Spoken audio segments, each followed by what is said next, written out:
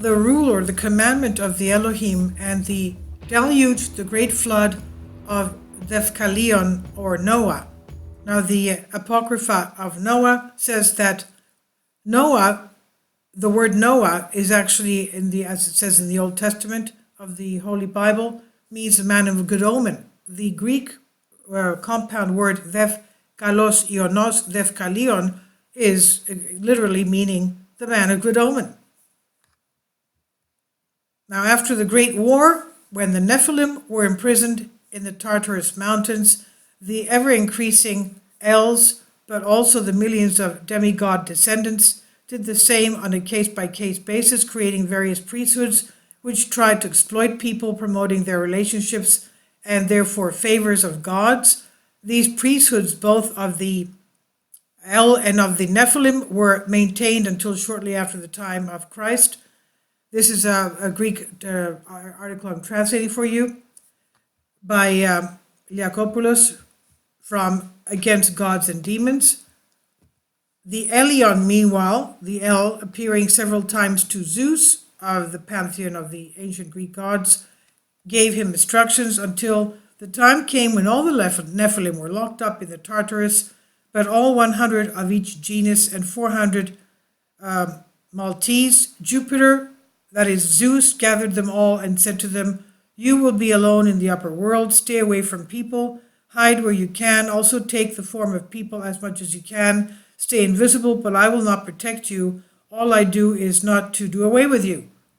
So we know that these demons, of course, are shapeshifters and they're interdimensional. They go from one dimension to the other. They appear to you, they disappear from you, and they can also appear in any form they want, whether it's a mosquito or a mountain. Now, so the descendants of the Nephilim were lost in the forests and the caves and the barren mountains. The millennium period of peace rule then began, and the mandate was clear. You will rule people for 1,000 years and you will retire and make them forget you exist. The difference in the daily life of the human race was so intense that the gratitude towards them was the top emotion at the time.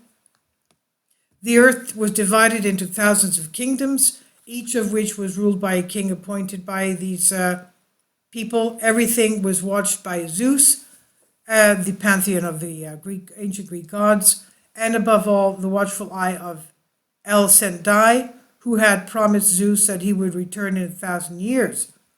People did not remember the existence of God. Their possible phobias may have led them to deify anyone who was overprotective. Attention was needed since they knew the truth and only one triune God. The 1,000 years of world rule have passed, and they did not say to leave. Zeus decided that he was a very righteous leader who brought happiness to the world, so he could do very well, despite El Shaddai's command, continue to rule the earth. There were two options. Either they left their earthly paradise and went to another planet, or they organized a hopeless war against El Sendai. In the second case, they could open the gates and take out the Nephilim to face the Elohim. Apollo, on the other hand, was opposed and said that the miasma, that is the abominable races of Nephilim, had entered the Tartars and would remain there, and they would not need to fight anymore. And Zeus knew that none of the Els could face even the lowest of the Elohim. He was therefore at a dead end, and when an invisible presence filled Olympus with ice and was perceived by all, it was Samel, and he had the solution to their problems. So he started with one of the big weapons, the flattery to tell Zeus and the Els where were the bosses of the earth and that they had to break El Sendai's orders. All of us who have been so wronged by this ingratitude and his sick love for people will stand by you to punish by the example those for whom you suffer.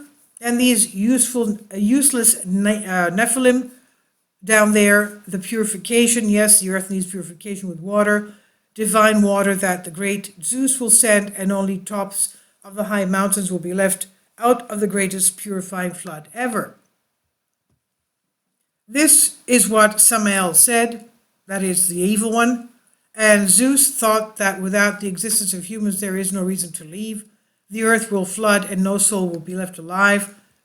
Phobos Apollo did not agree with this idea because he did not want to go against the will of the ancestors Elohim. And so he decided to leave with as many El executives for the planet Sirius, the star Sirius.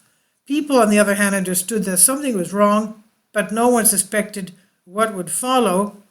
Zeus's decision to get rid of humans was final, but something inside him was tormenting him. His conscience struggled with his selfishness. So on the third day, he called Prometheus and his son Deucalion in a secret meeting on Olympus, Mount Olympus, with the pantheon of the ancient Greek gods, supposedly.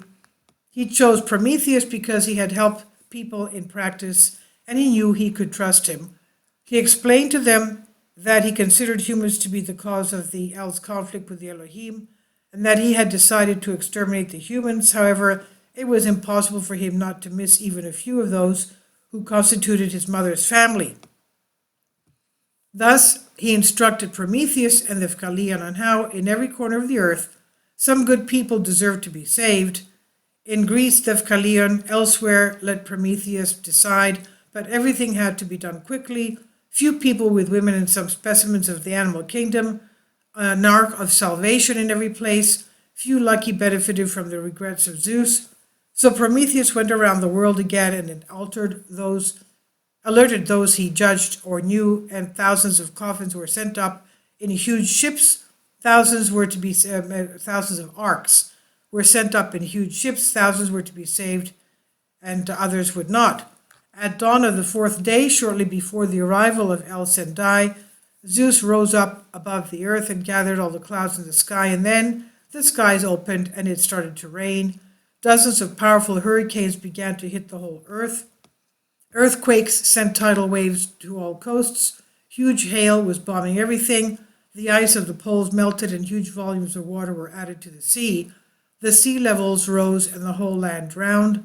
On the top of Olympus and the deceptive mountains remained outside. Within a few hours, all the big cities underwater, which the power of Zeus sent to earth, and billions in their demise, but there were thousands saved.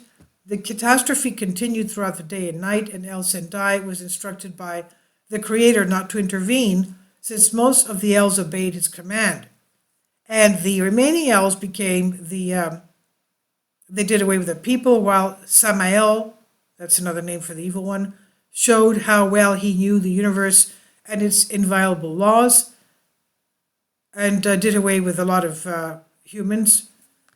The elves from the celestial Olympus were observing the situation when people escaped the floods. The lightning of Zeus exterminated them from the moon.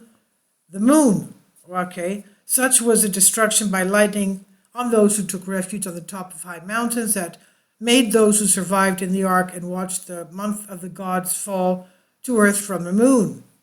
Rename the moon into a moon. That is why, since then, the elves have called the satellite of the earth Moon, and the epichtons, the inhabitants of the surface of the earth, Moon, and every living soul was lost above the earth. And Zeus came again above the earth and withdrew the clouds and ordered the waters to become water vapor again and ice again.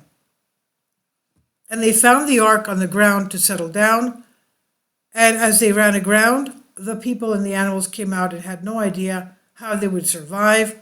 Then Zeus made a council on the celestial Olympus on how the people will survive, and it was decided to give them all oblivion, to forget the elves, to forget the Nephilim, to forget their sufferings. And in every corner of the earth, the elves took the form of people and began to teach them again from the beginning the cultivation of the earth, the arts, and the use of fire.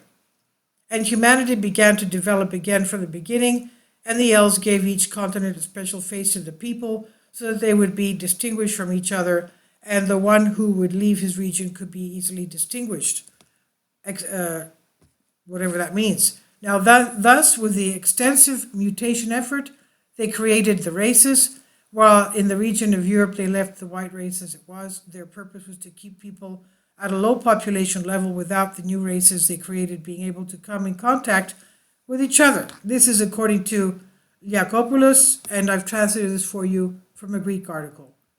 It's basically Greek mythology, if you will. Please leave your comments, and thank you for your support. Kindly support my Patreon account. The daily posts are 5 videos daily, and they are totally different from what I have on my YouTube channel. Thank you so much for your support and that you find all my content so interesting. You'll find the Patreon account details in the description box below.